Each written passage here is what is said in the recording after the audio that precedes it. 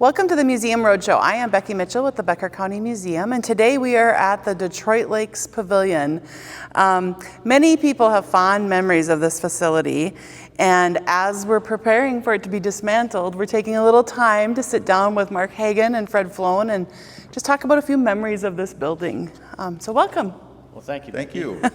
So the current pavilion we're sitting in is actually the second pavilion that was down in this area. For a really brief time, there was another building.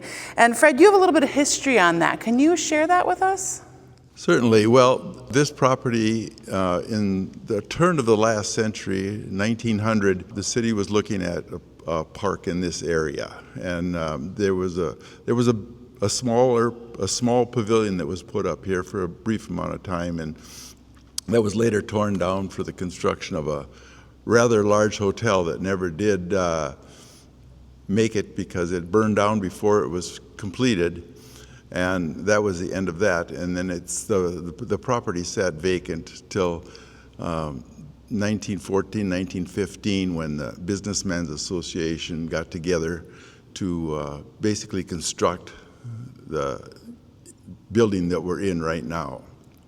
And over the years, there was a number of different operators that ran it, and the city would lease the building out to people, and it's been a huge part of the community, and it's been remodeled a number of times, and huge remodeling within the last 20 years that basically changed removed a lot of the old parts of the building and added new parts to make it more modern and usable. But anyway, so. All right, thank you. So this all started with, officially started kind of with a letter, Mark. And are you familiar with that letter that I'm referring to from about 1909? Do you want to share a little bit about that?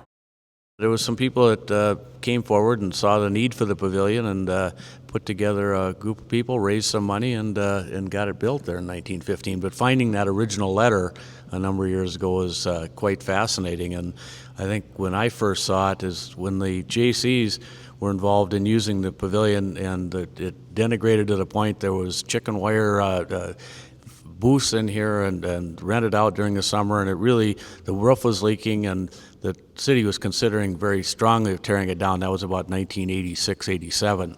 And the Jaycees then made a deal with the city that if they'd put a shingle redo the roof, that they would put in money to do some of the rest of the project. And that probably wouldn't have worked as successfully as it did, except the Lakes Area Builders got together, and they then took the money from the Jaycees. We bought windows and a number of other things, and saved the pavilion as far as keeping it from being torn down, and it was reasonably functional. But then in early 2000s, a group of Detroit Lakes people got together, raised some money, put the new bathrooms in, put the new service kitchen in, and that still kept that building quite functional for summertime events.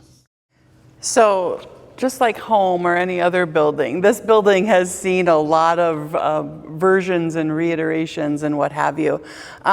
In the process of, so this is before my time. I grew up in Moorhead, but spent, as so many do, spent every weekend and every vacation in the Detroit Lakes area. And I believe, were there balconies up on the side? Fred, do you want to talk a little bit about that and your memories of that?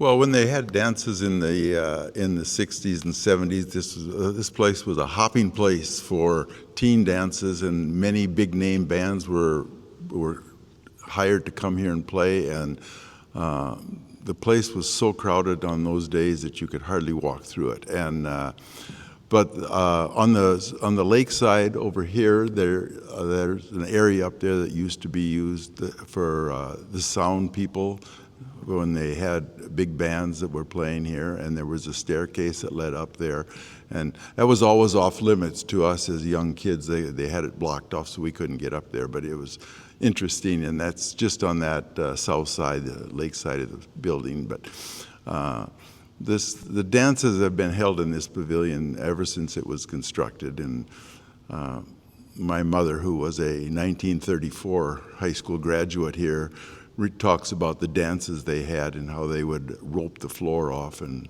you had to pay your nickel or a dime for each dance, and then they would chase everybody off and get the band ready for the next dance, and then it would be another nickel to go out there on the floor and for that dance. And so that's how it worked in the early 1930s.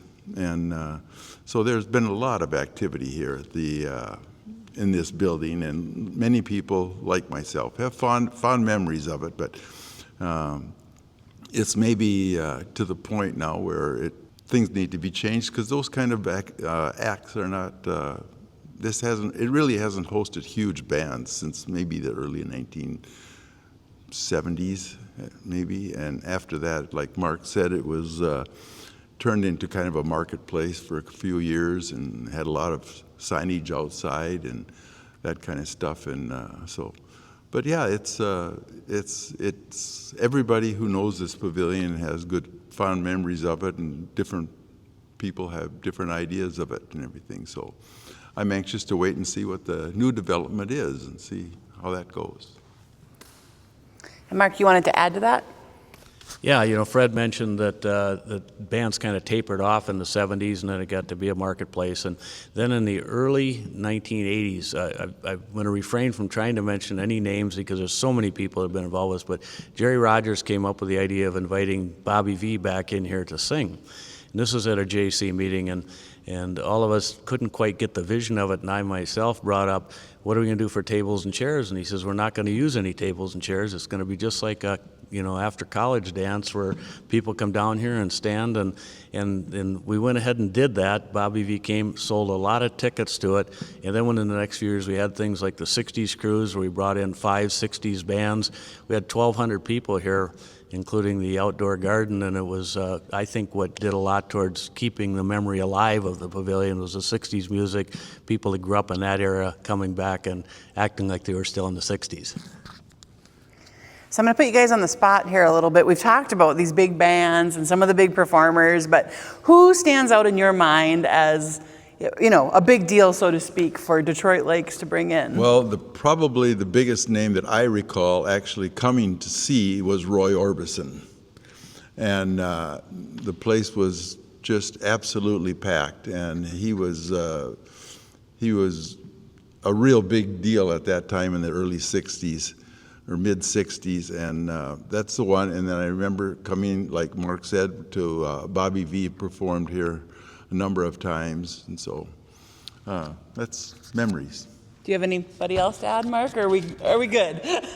I'm just a little younger, and so my memories are more of what things were like, although I did sneak over here one time when I was a kid in the boat and was out on the floor here dancing, and I must have been 14, 15 years old, and came with another kid from the neighborhood. And the thing I remember is facing the doorway out there and seeing my dad come through, who found out I'd snuck out and took the boat, and dragging me out of here, and the embarrassment of having that happen. Such a rebel, Mark. And see, I'm just a little bit younger than both of you, and so my memories were actually more of coming to Detroit Lakes, were more of the 80s era where it was kind of boarded up and what have you. And then when I moved here in 2006, I was like, wow, look at this place. And so memories for everybody. So Fred, you've alluded to a few people that maintained this facility over the years to keep it fresh and keep the rules enforced, and maybe talk a little bit about that. Well, during the research that I've done on it, the earliest guy that I can see that was a manager here was a man named C.E. Woghop, and he managed the pavilion starting in, I think, 1915, and he did it for about 16 years until his death. And then during the 1960s, when I was younger, and it was managed by Dale Bishop in town. So I'm going to have you keep that, and we're going to just close a little bit with, so modern day, how are you feeling about the building being dismantled, and what are you looking forward to the most with the new facility? I guess I have mixed feelings about being the building, but I also realize what the architects and all the experts on that say about the condition of the building, and so much of the actual old building has been replaced during remodels.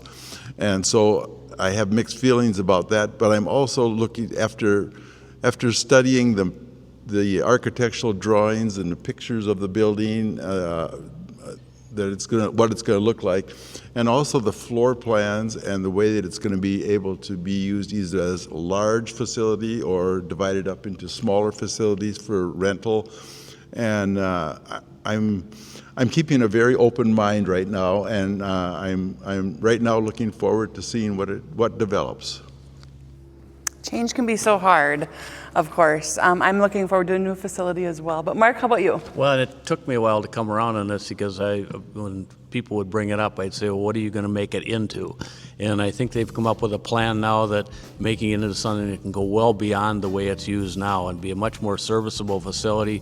People are looking for wedding venues. There's a lot of them around, and you pay a considerable amount of money to rent those. And this one's going to be one of the unique wedding venues in the state. And certainly with the North Dakota people that come over here in the summer, I think the possibility is, probability is this is going to get used in all 4 seasons, maybe not quite as much in the winter as the rest of the year, but it's going to be a wonderful facility to double for conferences, weddings, all those types of things, in addition to have an outdoor space for events that can then be moved indoors if they have to, and the beautiful lake outdoors. So thank you both for taking the time to honor and preserve a little bit of history today at the Pavilion. And if you have any greater interest in learning about the Pavilion or any other facility in town, we maybe have some information at the Becker County Museum. You're always welcome to stop in and spend the day with us.